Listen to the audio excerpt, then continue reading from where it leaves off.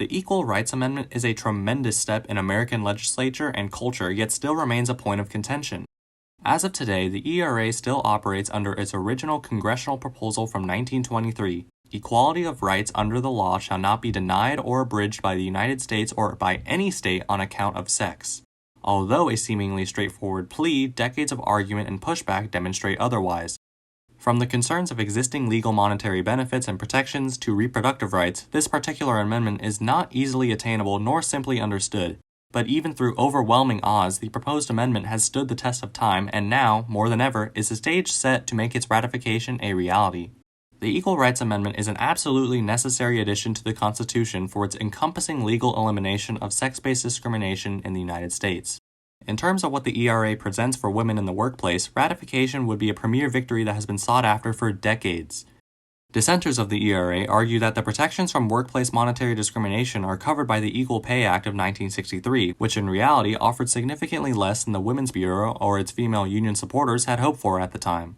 The major problem that arose with the enactment of the Equal Pay Act was this idea of paying the same wage for identical work, which only affected a select few. Although the Equal Pay Act does affect all women in the U.S., it does so unequally, leaving countless women who operate on comparable work to be discriminated against for their sex.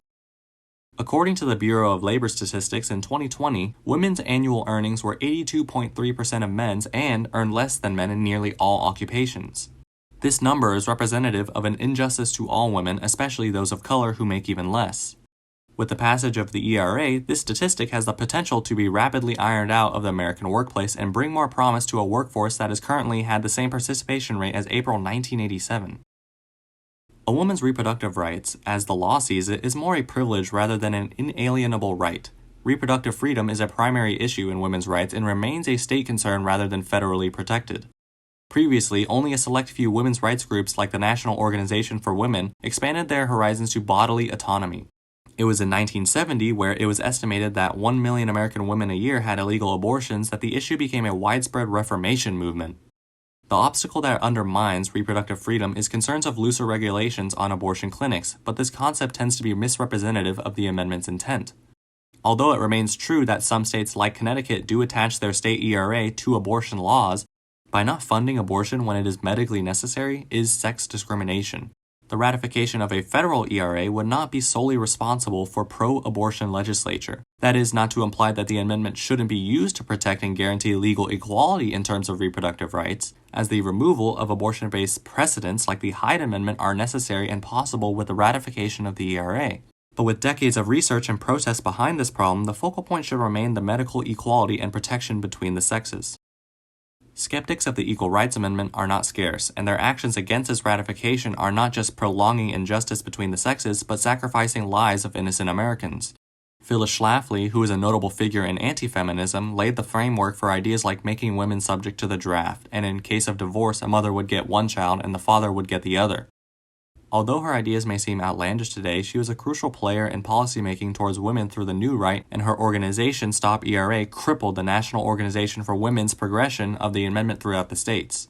But even in modern lawmaking, Republicans in particular are still incredibly apt to remove existing policies like the Affordable Care Act providing 62 million women with access to contraceptives at no cost to them.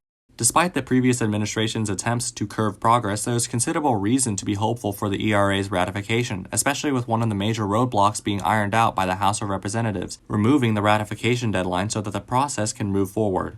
Even if the resolution hasn't passed the Senate yet, progress is progress, no matter how minuscule.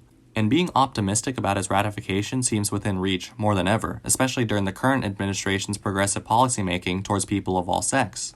The United States has never been an outstanding leader in terms of social policy making, but the Equal Rights Amendment is more than just a chance to redeem past mistakes. For example, in terms of work conditions, the United States is notorious for having poor workplace policies compared to other industrialized nations. But recently, in the past administration, the Federal Employee Paid Leave Act was signed into law, which gives new parents paid leave if they are federally employed, which may not seem all-encompassing, but it is a step in the right directions for workers' rights between both sexes. Despite what some may argue, there are indeed strides being made to combat sex inequity in the United States, and the amendment will heavily enhance the federal government's ability to represent and protect the interests of all Americans. While it has been a long-fought battle in women's rights, the ratification of the Equal Rights Amendment remains an unquestionably necessary addition to the Constitution, and with it in its rightful place, American society will finally close the gap on sex-based discrimination. Thanks for watching.